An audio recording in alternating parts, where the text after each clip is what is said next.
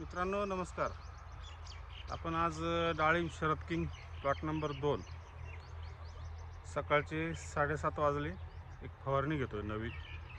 यामध्ये फुलाची थोडी 1-2 फुलाची गळ जाणवली, तर त्या फुलांना ताकद येण्यासाठी आपण एक पोटॅश आणि फॉस्फेटयुक्त खत घेतोय चांगल्या प्रतीचं, प्लस एक टॉनिक घेतोय आणि बुरशीनाशक 2 बुरशीनाशक घेतोय. फक्त ह्यावेळेस आपण कीटकनाशक थोडं टाळलं आहे. त्याचं कारण असं की मधमाशी येण्याचा हा टाईम आहे. काही चुकून एखादं कीटकनाशक गेलं मधमाशीला अडचण. यावर्षी मधमाशी फारच कमी आहे, म्हणजे नाहीच्याच बरोबर आहे. पण काही अपवाद म्हणून आली थोडीफार मधमाशी. आता मधमाशा पेट्यात ठेवण्याचा विचार चालू आहे. आता या कळी अवस्थेत मधमाशी तर यायलाच पाहिजे, तर पॉलिनेशन चांगलं होईल. डाळिंबाचं कसं आहे, सेल्फ पॉलिनेशन आहे. डाळिंबाला पॉलिनेशन होण्याची गरज नाही. पण जे पुंकेसर असतं ना त्याची संख्या आहे, त्या संख्येच्या अनुसरून जेवढ्या मधमाशीने त्या पुंकेसरला टच केलं किंवा पॉलिनेशन केलं, तेवढे त्या फळामध्ये दाणे जास्त होतात.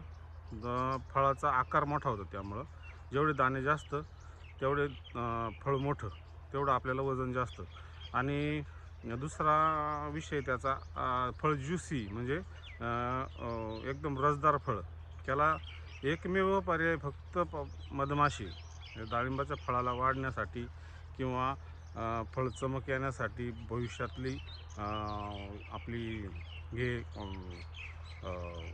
चकाकी एकसारखं फळ, काय ज्या फळाला पॉलिनेशन झालं त्या फळाचा आकार मोठा होणार. ज्या फळाला पॉलिनेशन नाही झालं म्हणजे मधमाशीने बरं का, तर त्या फळाचा आकार छोटा राहणार. म्हणजे बागेमध्ये आपल्याला व्हेरिएशन दिसणार. तर त्यासाठी आपल्याला मधमाशी येणं फार गरजेचं आहे. मी प्रत्येक व्हिडिओमध्ये सांगतो आहे की मधमाशीकडे आपल्याला फार महत्त्वाचं लक्ष देणं गरजेचं आहे. आता आपण फॉस्फेट आणि पोटॅशची लेवल कशी वाढेल, त्याने फळाला ताजेपणा, फळं थोडं मोठं होईल. कॅल्शियमचा वापर आपण कालच्या परवाच्या व्हिडिओमध्ये दाखवला आहे. कॅल्शियमचा वापर केल्यामुळे बोरॉन आणि कॅल्शियमचा वापर एकत्र केल्यामुळे कॅल्शियमचं वहन वाढतं.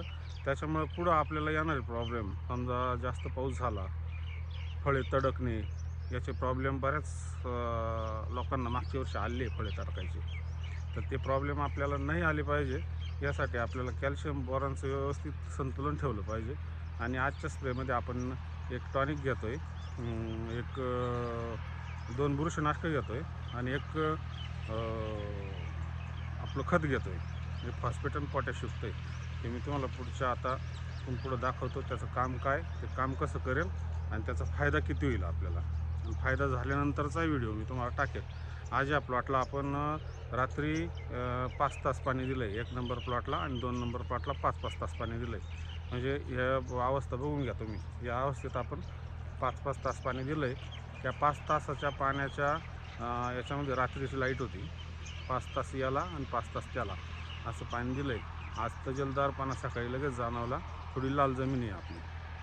तर पुढच्या बाकीच्या व्हिडिओमध्ये तुम्हाला सविस्तर मी सांगतोच. तर आमचे जितू काका ठवे हे आता औषध मिक्स करत आहे सगळं. सकाळी 7:30 वाजले आणि आता नोझलचं सेटिंग व्यवस्थित करून घेतली. जवळजवळ झाली. आता सुरू होईल फवारणी. या प्लॉटला जवळजवळ अर्धा तास लागेल. फवारणी आता चालू झाली मस्त. पुढे आता या फवारणीमध्ये काय काय घेतलं आहे याचं व्यवस्थित विश्लेषण मी आता औषध मिक्स करण्याचं काम झालं आहे. आपण आज घेतो आहे यामध्ये आपण 2 बुरशीनाशकं घेतले. एक टॉनिक आहे फंटॅक म्हणून नावाचं, आणि एक खत म्हणून घेतलं आहे. हे फार फायद्याचं आहे. 049-32 हे खत जे आहे ना, हे सुरत आणि पालासची मात्रा पटकन वाढवतं. आणि दुसरं एक फंटॅक आहे. फंटॅकमध्ये ॲमिनो ॲसिड खूप जास्त प्रमाणात असल्यामुळे मादी फूल गळण्याचं प्रमाण फार कमी होतं आणि नवीन फूल येण्यासही मदत होते आणि झाडं स्ट्रेसमधून बाहेर निघतं.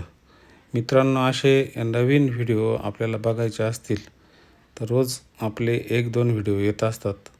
नवीन शेतकऱ्यांना नवीन माहिती आपल्याला देता येते. फक्त यावेळेस पाण्याचा ताण नको, वापसा कंडिशन चांगली ठेवा. धन्यवाद.